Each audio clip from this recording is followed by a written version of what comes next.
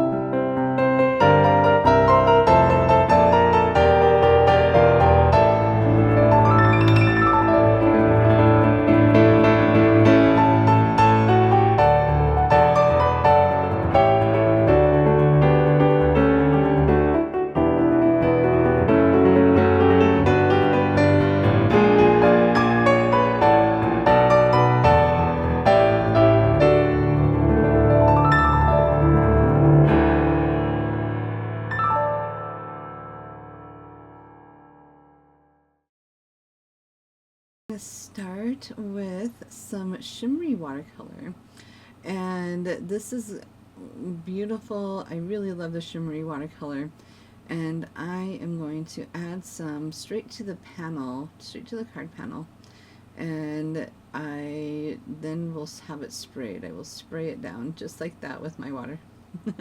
And then I'm going to add a little bit more just where it's wet a little bit, so I get those really soft, beautiful edges. And I'm going to move the paint on the pigment paper. I'm also going to add some to my palette. My palette is just like a ceramic plate, really. I got it at a garage sale. And I'm just going to clean up a little bit. I don't want, I just want to be able to like let it dry.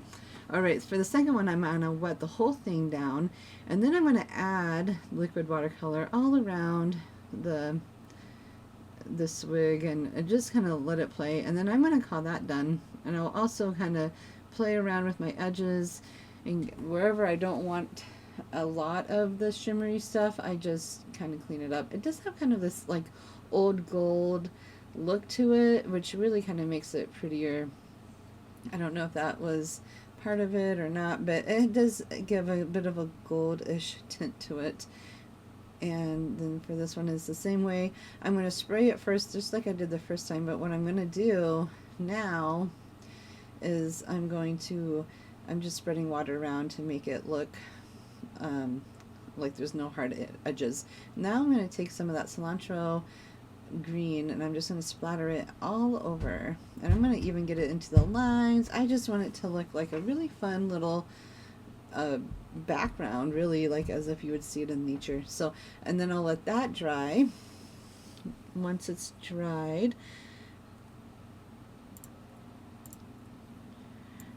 now that the background's completely dried, I'm going to use cilantro green and some spearmint green and just add to the leaves. I'm just coloring the curves of the leaves, so my brush is very staying within the lines.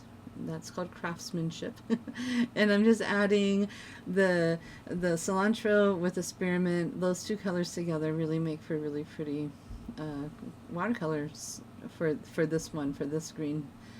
And I'll take my time, and this is double speed, so it looks like I'm taking my time because I am.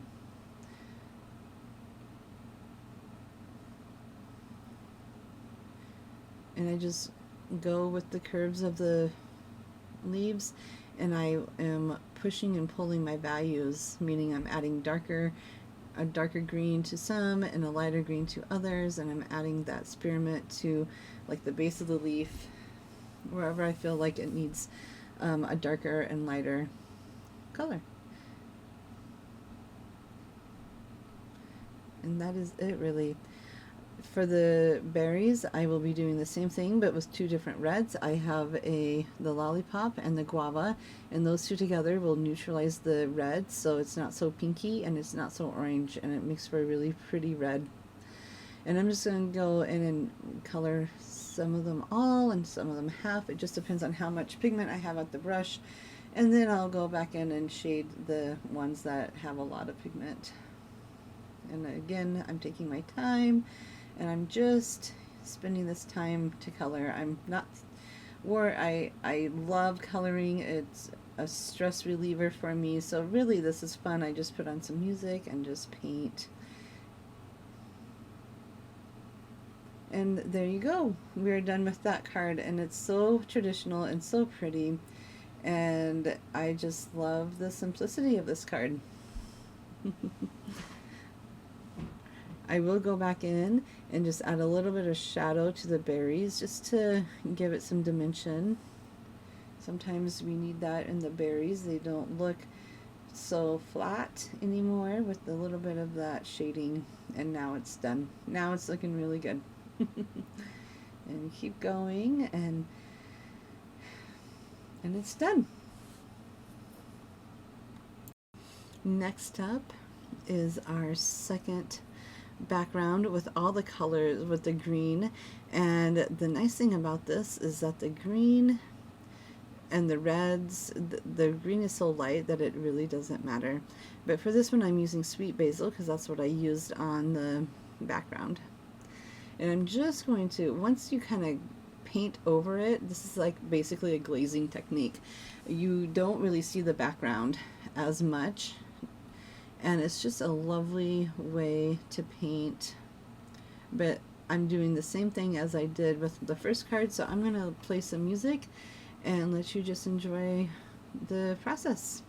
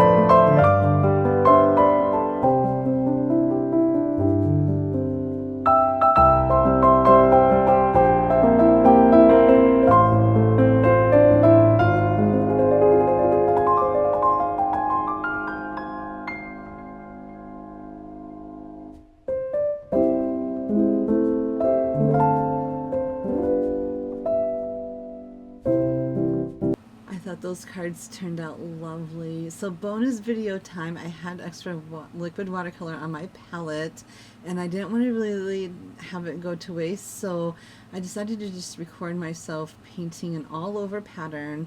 I didn't know if it was going to turn out, but I actually really enjoyed it. And I always find these all over semi-abstract panels to be really therapeutic, and there's no like good way. It's just a lot of practice and a lot of just fun time. So the general idea of an all over pattern is that you start with a couple of big brush strokes, and because they were pine needles, I started with like 3 pine needles and like a clock, sort of like a 12 o'clock, a 3 o'clock, and a 9 o'clock, and then I just keep adding those pine boughs around like a clock, but in an all over pattern. And then I add the different reds and greens that I use, and I also add splatter. And I always like to add splatter, and then I'll add more darks to it. And this is me adding some of that beautiful iridescent watercolor to the mix of everything, because you know you can't have enough watercolor, iridescent watercolor. Anyways, and I'm just having fun. I'm actually using the brush to kind of add some more of that beautiful glitter, and I finally just decided, okay, I'll just use the actual, you know, product to add to it, and it really turned out lovely. This is something that I do often when I just want to practice and play with my mark making and enjoy the process. And so now I'm going in with really dark greens. This would be considered my 3rd layer, and I'm just adding like little brush strokes to represent the pine needles. And I have another watercolor tutorial on florals, pine florals, that really explains this a bit better. This is just me practicing and playing. But there's the end of the cards. I put them on card bases and they just turned out lovely. I loved all of them. They were so much fun to paint. I hope you give Liquid Watercolor a try. They are made with ink, so it's not as easy to move around on the paper, but they sure are fun. If you found this tutorial to be at all interesting, please like and subscribe to my channel. Thank you so much. Happy painting!